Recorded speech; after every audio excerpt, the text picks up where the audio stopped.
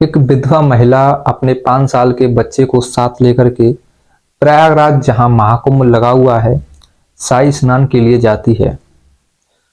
संगम नदी के किनारे दोस्तों ये महाकुंभ लगा हुआ है, तो नदी के किनारे अपने बच्चे को बिठा देती है और ये विधवा महिला शाही स्नान करने लगती है। तभी वहां पर एक साधु आ जाता है और साधु उसके 5 साल के बच्चे को साथ लेकर के अपनी कुटिया में चला जाता है। विधवा महिला चीखती चिल्लाती हुई उस साधु के पीछे पीछे उसकी कुटिया में पहुंच जाती है। दोस्तों, कुटिया में पहुंचने के बाद में जो हुआ उसे सुनकर आपके पैरों तले जमीन खिसक जाने वाली है। तो आपसे रिक्वेस्ट है कि इस कहानी को अंत तक देखें कि आखिर क्या घटित हुआ उस कुटिया में। चलिए दोस्तों, कहानी में आगे की ओर बढ़ते हैं, लेकिन कहानी में आगे बढ़ने से पहले आपसे रिक्वेस्ट है कि अगर चैनल पर पहली बार विजिट किया हो तो चैनल को सब्सक्राइब कर लीजिए और कमेंट में हमें ये बताइए कि आप ये कहानी कहाँ से देख रहे हैं, कहाँ से सुन रहे हैं, ताकि मैं अगली कहानी में आपका नाम दोहरा सकूं। दोस्तों, प्रयागराज से लगभग 45 किलोमीटर की दूरी पर एक शहर है जिसका नाम है झूसी। झूसी में ही धीरज और उसकी पत्नी रुक्मणी और उसका एक 5 साल का बेटा रहता है। धीरज का अपना खुद का व्यापार है, अब अच्छा खासा इसका बिजनेस चलता है, पैसे की कोई भी कमी नहीं है, कोई भी तंगी नहीं है। एक दिन जो मियाँ बीवी थे ये शाम के करीबन 6 बजे हड़बड़ाहट में तैयार हो रहे थे कहीं जाने के लिए। तैयारी कर रहे थे। जो धीरज था, इसके दोस्त के बेटे की बर्थडे पार्टी थी।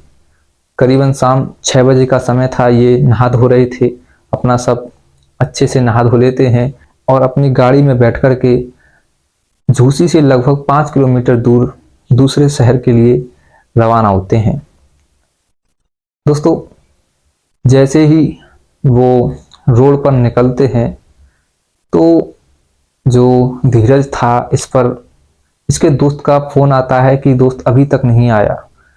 धीरज जैसे ही फोन पर बातचीत करता है तो गाड़ी का संतुलन था वो मिसबैलेंस हो जाता है, जिससे गाड़ी डिवाइडर में जाकर के टकरा जाती है और गाड़ी में आग लग जाती है। गाड़ी में से जो धीरज की पत्नी रुक्मणी थी और उसका 5 साल का बेटा था वो बाहर गिर जाते हैं और उन्हें कुछ नहीं होता, वो सही सलामत होते हैं। धीरज जो था वो इस रोड एक्सीडेंट में, कार एक्सीडेंट में मारा जाता है। लेकिन धीरज की किसी को भी बॉडी नहीं मिलती है। सभी समझते हैं कि धीरज की कार जलने के दौरान ही उसी के अंदर मौत हो गई। समय धीरे धीरे ऐसे ही गुजरता है। लगभग दोस्तों 13 दिन गुजर जाते हैं। तो 13 दिन गुजरने के बाद में एक दिन एक साधु महात्मा रुक्मणी के द्वार पर आते हैं और इससे भीख मांगने लगते हैं।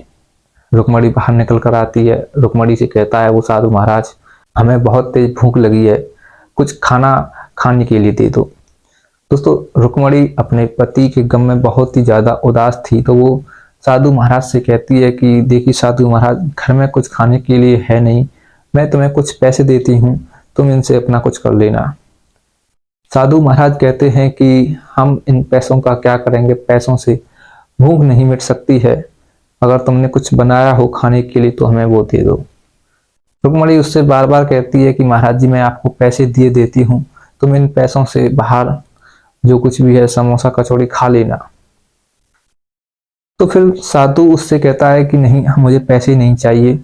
तो रुक्मणी उससे कहती है कि ठीक है बाबा जी, आपको पैसे नहीं चाहिए तो आप जा सकते हैं, फिलहाल हमारे घर में कुछ भी खाने के लिए नहीं है।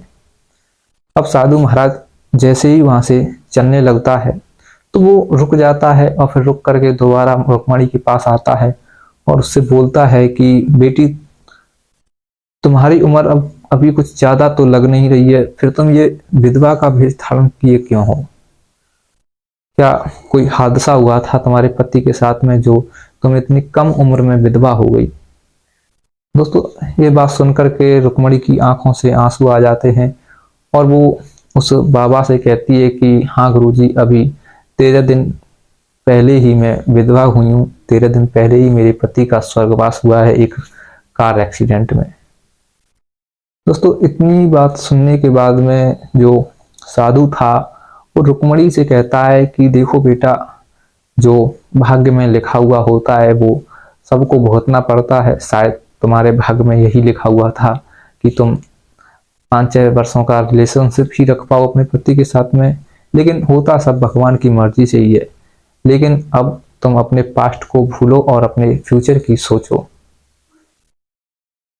तुम्हारे दिमाग में क्या चल रहा है मैं ये जानता हूं। तुम्हें इसके लिए प्रयागराज जाना चाहिए, वहां महाकुंभ का मेला लगा हुआ है। तुम इस मेले में पहुंच जाओ और अपने जो भी तुम्हारे मन मस्तिष्क में जो भी विचार हैं, ख्याल हैं, उनको त्यागो और अपने जीवन में आगे बढ़ने के लिए सोचो। दोस्तों इसके बाद में जो साधु महात्मा थे वो वहां से चले जाते हैं और जो रुक्मणी भी थी वो कह देती है कि ठीक है साधु जी, मैं वहां जरूर जाऊंगी। दोस्तों धीरे धीरे समय ऐसे ही गुजर जाता है। अब 2 से 3 रोज ही गुजरते हैं कि जो रुक्मणी थी वो उस प्रयागराज महाकुंभ मेले में पहुंच जाती है शाही स्नान के लिए। एक नदी के किनारे देखती है कि एक साधु महाराज बैठे हैं, उनके पास जाती है, उनसे अपने बारे में बताती है कि मैं वहां से आई हूँ, आप मेरा कुछ कीजिए, कोई मंत्र हो तो उन्हें बताइए जिससे कि मेरा जो मन मस्तिष्क है वो हल्का हो जाए। तो वो साधु महाराज कहते हैं कि ठीक है। दोस्तों इसके बाद में वो साधु अपना क्रियाकलाप करता है, मंत्र पंत्र पढ़ता है और जो रुक्मणी थी वो नदी में नहाने के लिए डुबकी लगा लेती है। और जैसे ही वो डुबकी लगाती है तो साधु उस बच्चे को लेकर के एक कुटिया में चला जाता है। अब रुक्मणी रोते हुए चिल्लाते हुए उसके पीछे पीछे कुटिया में पहुंच जाती है और वहां पहुंचने के बाद में उसने जो नजारा देखा उसे देख करके दंग रह जाती है। कुटिया के अंदर रुक्मणी देखती है कि जो साधु महाराज उसके यहाँ भिक्षा मांगने के लिए आए थे वही बैठे हैं और वो बैठ करके एक इंसान के हाथ पैर दबा रहे हैं, एक इंसान को दवाइयां खिला रहे हैं। आगे बढ़ती है और आगे जाने के बाद जब वो रुक्मणी उस रोगी को देखती है तो रोगी को देखने के बाद में दंग रह जाती है, क्योंकि दोस्तों ये रोगी कोई और नहीं होता है बल्कि ये रुक्मणी का पति धीरज होता है।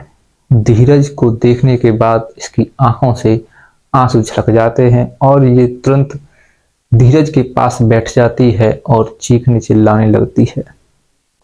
जो साधु महाराज थे इसका हौसला बढ़ाते हैं और इसे कहते हैं कि बेटी तुम्हारे पति को कुछ भी नहीं हुआ है, ये बिल्कुल सही है, थोड़ा अभी इसकी जो हालत है वो बिगड़ी हुई है, लेकिन ये आगे भविष्य में सही हो जाएगा।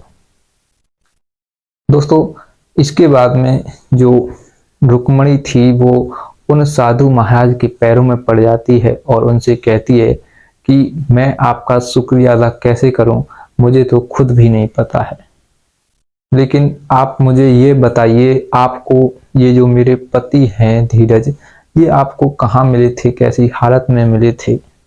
हमारा तो एक्सीडेंट हो गया था, हमने तो समझा था कि ये कार के अंदर जलकर ही मर चुके हैं।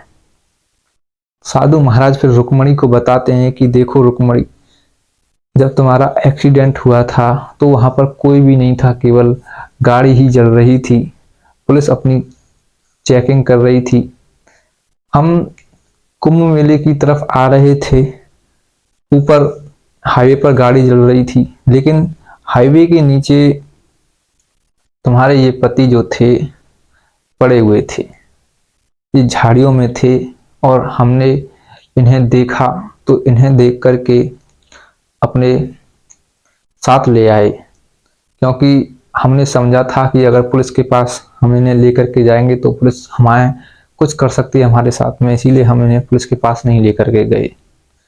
दोस्तों, रुक्मणी साधु महाराज के पैरों में पड़ जाती है और कहती है कि आपका बहुत बहुत धन्यवाद, लेकिन आपको कैसे पता चला कि ये मेरे पति हैं, और आप उस दिन क्या मुझसे यही बताने के लिए आए थे मेरे घर भिक्षा मांग करके?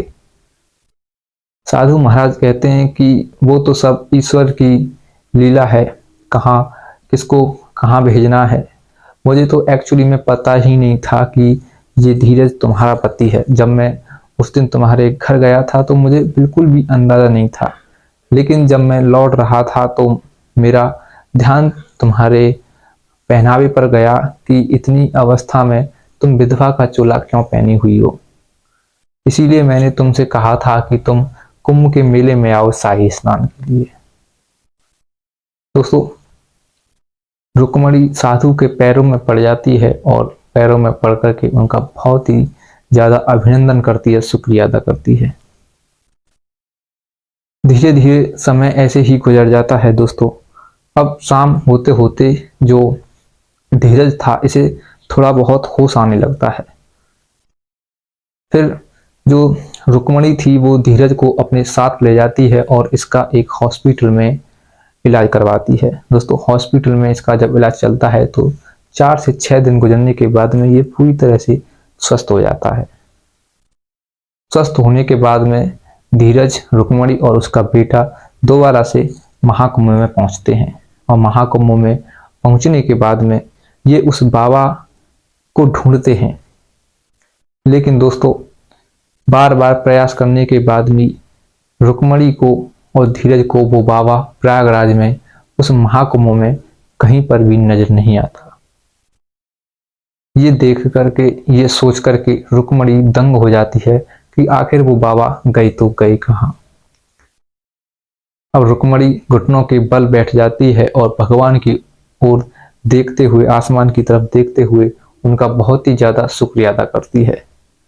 कहती है कि वो बाबा नहीं थे बल्कि वो भगवान थे, जो उन्होंने मेरे पति को बचाया। दोस्तों, धीरज भी आसमान की तरफ देखने लगता है और उन बाबा का शुक्रिया अदा करता है। दोस्तों, ये सच्ची घटना अभी फिलहाल महाकुंभ प्रयागराज 2025 की है। एक लड़की का एक्सीडेंट हुआ था जो कि झोसी की रहने वाली थी। उसके पति का लापता हो जाना, लापता होने के बाद में सभी को लगना कि पति की मौत जो है वो कार एक्सीडेंट में हुई है। रुक्मणी ने ये विश्वास कर लिया था कि उसके पति का देहांत हो गया है। फिर 13 दिन गुजरने के बाद में उसके यहाँ एक साधु महात्मा आए थे। वो रुक्मणी को न्योता देते हैं महाकुंभ 2025 में आने का। रुक्मणी वहां जाती है। वहां जाने के बाद में एक कुटिया में अपने पति को सैया पर लेटे हुए देखती है, और वहां से फिर अपने पति को अपने साथ लेकर के एक हॉस्पिटल में जाती है। वहां उनका एडमिट कराती है, और फिर दोस्तों 2 से 3 रोज गुजरने के बाद में वो पूरी तरह से स्वस्थ हो जाता है। तो दोस्तों, ये थी कहानी रुक्मणी की और धीरज की। कैसी लगी ये कहानी? कहानी को लाइक कर दीजिए, वीडियो को शेयर कर दीजिए, और कमेंट बॉक्स में अपना नाम भी लिखिए कि आप ये कहानी कहाँ से सुन रहे हैं, कहाँ से देख रहे हैं, ताकि मैं अगली जब वीडियो लेकर के आऊं, जब आपके लिए कहानी सुनाने जाऊं, तो मैं आपका नाम बारीकी से ले पाऊं। चलिए दोस्तों, मिलता हूं अगली ऐसी किसी सच्ची घटना के साथ, सच्ची कहानी के साथ। तब तक के लिए जय हिंद, जय भारत। और आप 2025 महाकुंभ जो प्रयागराज में लगा हुआ है उसे देखने के लिए जाएं और सुरक्षित घर लौटें।